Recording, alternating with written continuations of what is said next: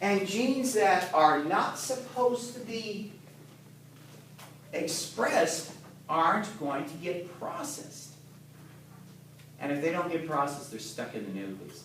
The RNAs have to be fully processed, and we'll see why before they get out of the nucleus. In order to get out of the nucleus, you have to have, it's like being in prison, you have to have, like your parole papers. Only fully processed RNAs have the parole papers. Otherwise, the guards at the door stop them. That's a crude idea. We'll look at that mechanism later on. Okay, so that's an important thing. Now, the second thing is now we can look at some of these other aspects of things.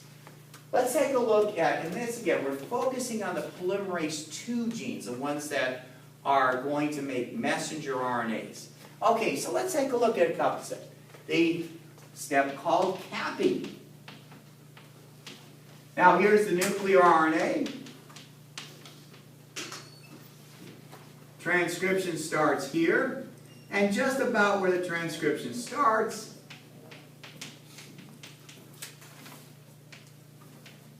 okay, this site is going to be what's called the cap site. Now, what's going to happen with this messenger RNA precursor is an enzyme complex comes in, and it cuts a couple bases at that cap site.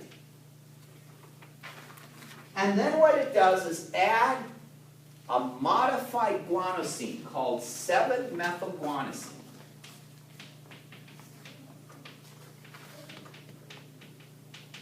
And actually what happens here is that guanosine is oriented in the opposite direction. So we have the phosphate from the previous base. And normally we attach this phosphate to a sugar, right? Take a look at a nucleotide. Here's our 5-carbon thing. Here's our base. And here's our phosphate. And what we would normally do to make a nucleic acid, we're going to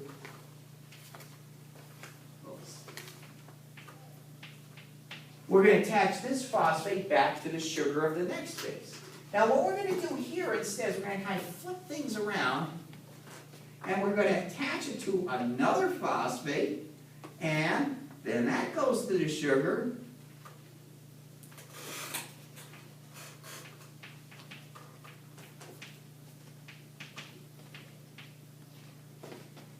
I don't know where the 7th position is. Okay. And here we have the methylate guanosine. So we have phosphate from one base to phosphate from the other, and now we have the sugar and then the guanine. And that's our 7-methylguanosine cap. That cap is essential for a couple of things. Now, once again, some RNAs don't have caps at all. Others have other types of caps, usually involving a guanine. Like there's one that has a trimethyl, 3 methyl groups on the guanine instead of 1. So different caps tell the cell what type of RNA it is. The cap here in messenger RNAs has 2 functions.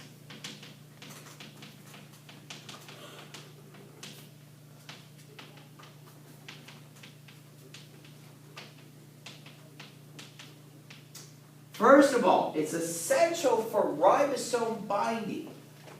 If you don't have that 7-methylguanosine cap on, or the cap has been artificially removed, the ribosome simply will not recognize it. The very first step in protein synthesis is the binding of that 5' cap to a protein, and that protein then attaches the whole shebang to the ribosome. If you don't bind that cap, the whole process never occurs. So, without the cap, and we'll see that this actually uses a means of regulating things at the level of translation. That's later on. Okay, so without the cap, that messenger RNA, it's like it never even was there. Okay, second thing, the cap contributes, not the only thing, but the cap contributes to the ability for it to get out of the nucleus. So, not the only thing though.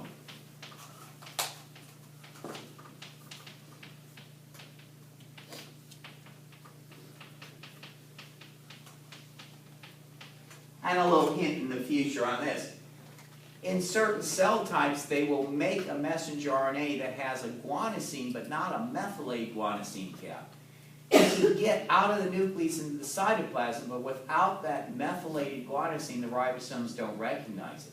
Later on, an enzyme sticks the methyl group on the appropriate carbon of the guanosine, and then translation occurs. So you can actually ship something out with an incomplete cap that will work, but the ribosomes won't recognize until the cap's complete. Here again, that's a means of regulation. We'll see that later on. Okay, so the cap is a very important type of thing. All right, that's one thing. Now, the second thing, polyadenylation.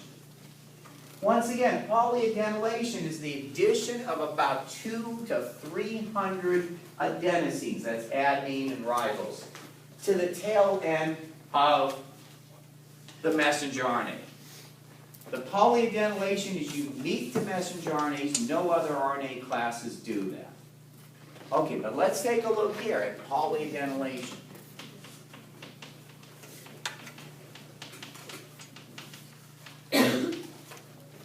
Okay, at the end, and here's our nuclear RNA. Okay, here's our last exon. We have a space of a few hundred nucleotides in general, it varies. And then we have a sequence here called the polyadenylation site.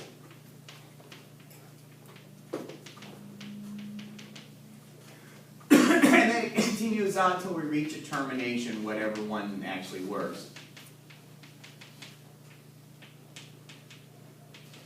Okay, in this case, the first one stopped us. Okay, so here's our precursor messenger RNA. Now what's going to happen is a couple-stage process. First of all, I'll call PA for polyadenylation. First of all, an enzyme complex recognizes that polyadenylation site, cuts partway in there, discarding the rest.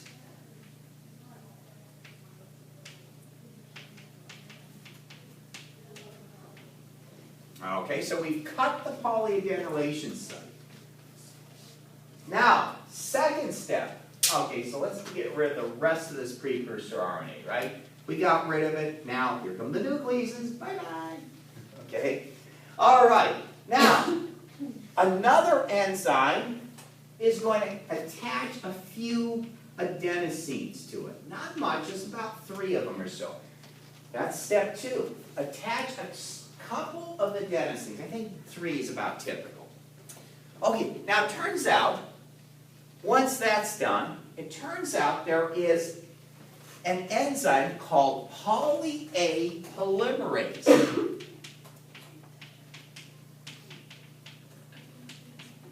And Polymerases, what they do is they add lots and lots of adenosines. But they need to they bind a short stretch of adenosine. So we have to make this kind of like this binding site for the enzyme, for the polymerase first. That's one step. And now it comes over to here and binds to it, and now we continue the process on and add our poly-A tail. And this process continues generally 2, sometimes 300 adenines, or adenosines are added on. Now there's some kind of mechanism that tells the enzyme when to stop too. And different RNAs, different messenger RNAs do have different poly-A tail lengths. Now it also turns out there are enzymes that can remove, both in the nucleus and in the cytoplasm, that can remove some, or in some cases all, these adenosines.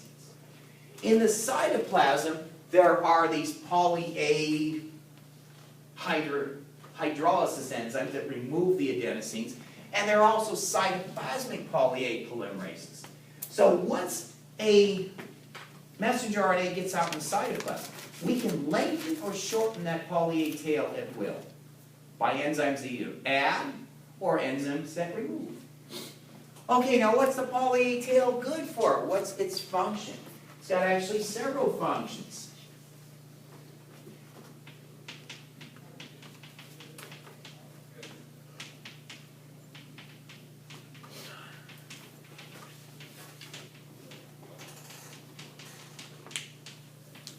One of them is it regulates the lifespan of the messenger RNAs in the cytoplasm. Now, by the way, it's not the only thing that does so. It does so by binding proteins. Now, somehow the proteins are bound, inhibit or prevent nucleases. RNA digesting enzymes, cytoplasm is full of nucleases, so the nucleus. Okay, it somehow protects it from all these nucleases. And the longer the poly-A tail you have in general, the longer the lifespan of that messenger RNA is. Now, why is lifespan important?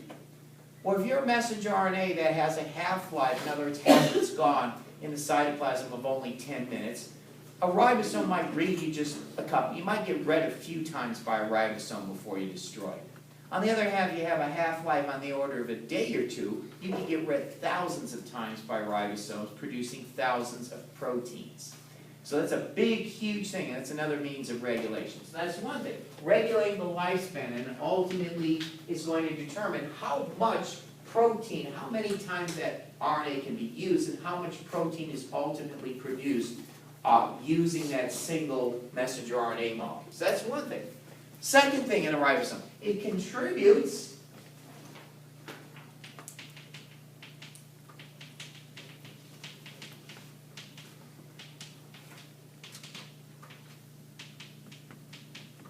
it assists in ribosome binding. Now, unlike the cap is the proper cap is absolutely essential for ribosome binding.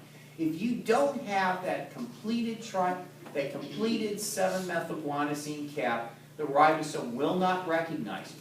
If you have just an unmethylated guanosine cap, which sometimes happens as a means of regulation, the ribosome won't recognize you. If you don't have any cap at all, the ribosome won't recognize you.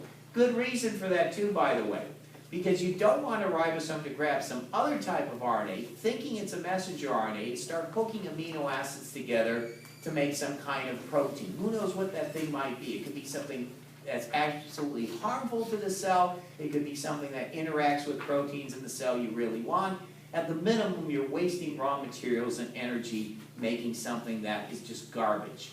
So at best, it's wasteful. At worst, it could be outright catastrophic, depending on what you make. So you want to make sure that only messenger RNAs get read by ribosomes. Okay, so this contributes to ribosome binding. You can remove, by enzymes, poly-A tails from messenger RNAs, and you'll find that they will bind to a ribosome and get translated, in other words, protein being made. It's just they're not very good at it. Often only 10% as efficient as with the proper poly-A tails. So that's another kind of thing. So that helps out. And the third thing is this is a major contributing factor to getting to your parole ticket. Because if you don't have that poly-A tail, messenger RNA that does not have a poly-A tail on there will not get out of the nucleus. So it's essential for nuclear to cytoplasm transport.